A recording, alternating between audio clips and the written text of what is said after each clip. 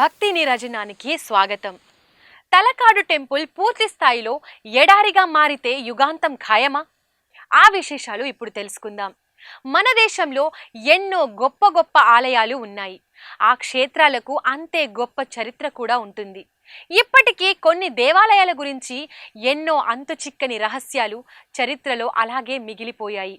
అటువంటి వాటిలో కర్ణాటకలోని తలకాడు పుణ్యక్షేత్రం ఒకటి. రాణి శాపం కారణంగా ఈ ప్రాంతం ఎడారిగా మారిందని కథనం. అంతేకాదు, తలకాడు టెంపుల్ పూర్తి స్థాయిలో ఎడారిగా మారితే యుగాంతం ఖాయమని చెబుతారు.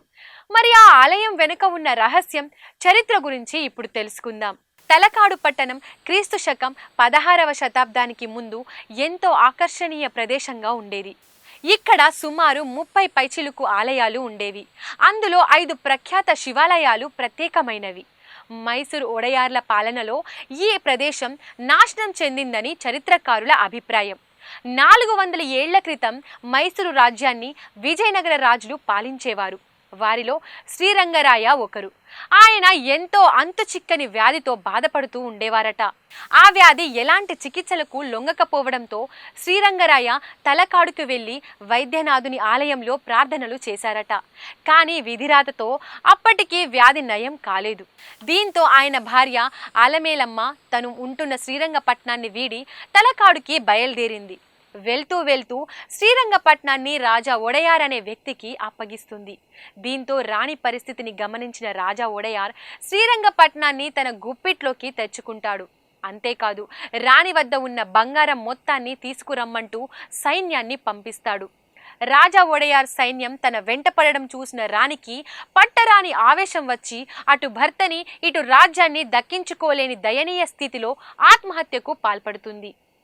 కావేరీ నదిలోని మాలంగి అనే ప్రాంతంలో దూకుతూ తన బాధనంతా ఒక శాపంగా పలికి మరణించిందని చెబుతారు.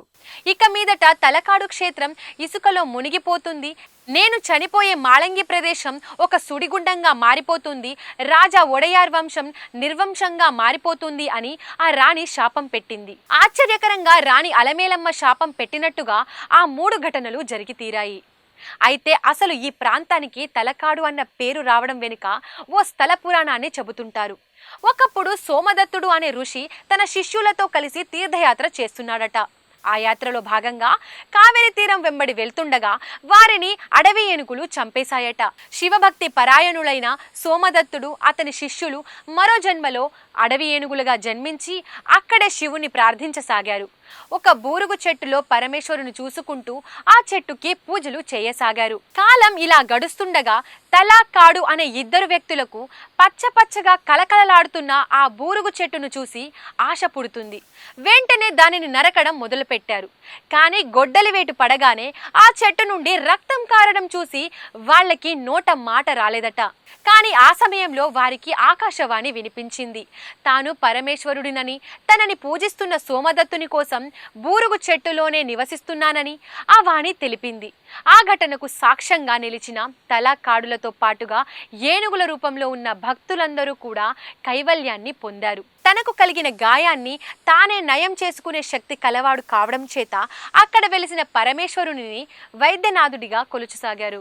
క్రమేపీ ఆ ప్రదేశాన్ని తలకాడు అని పిలుచుకుంటూ అక్కడ వైద్యనాథునికి వైభవపేతమైన ఆలయాన్ని నిర్మించారు. వైద్యనాథ ఆలయంతో పాటుగా తలకాడులో మరో 4 శివాలయాలని కలిపి పంచలింగాలుగా పిలుస్తారు. వీటిలో పాతాళేశ్వర లింగానికి ఓ ప్రత్యేకత ఉంది. ఇక్కడ వైద్యనాథుని ఆలయంతో పాటుగా మరో 4 శివాలయాలని నిర్మించారు. పాతాళేశ్వర, ఆర్కేశ్వర, మరులెవ్వర, మల్లికార్జున, వైద్యనాథ ఆలయాలే ఈ 5 శివాలయాలు. ఈ 5 శివాలయాలని కలిపి పంచలింగాలుగా పిలుచుకుంటారు. వీటితో పాటుగా మరో 25 బ్రహ్మాండమైన ఆలయాలు ఈ తలకాడులో ఉన్నాయి. వాటిలో రామానుజాచార్యులు నిర్మించారని చెబుతున్న కీర్తినారాయణ ఆలయం ప్రముఖమైనది. ప్రస్తుతానికి ఈ ఆలయంలో చాలా వరకు ఇసుక దిబ్బల కింద కూరుకుపోయి ఉన్నాయి. వైద్యనాథ ఆలయం వంటి అతి కొద్ది కట్టడాలలోకి మాత్రమే ప్రవేశించే వీలు ఉంది. ఈ లింగం ఉదయం వేళల్లో ఎరుపు రంగులో, మధ్యాహ్నం నల్లగా, సాయం వేళలా తెల్లగా కనిపించడం విశేషం.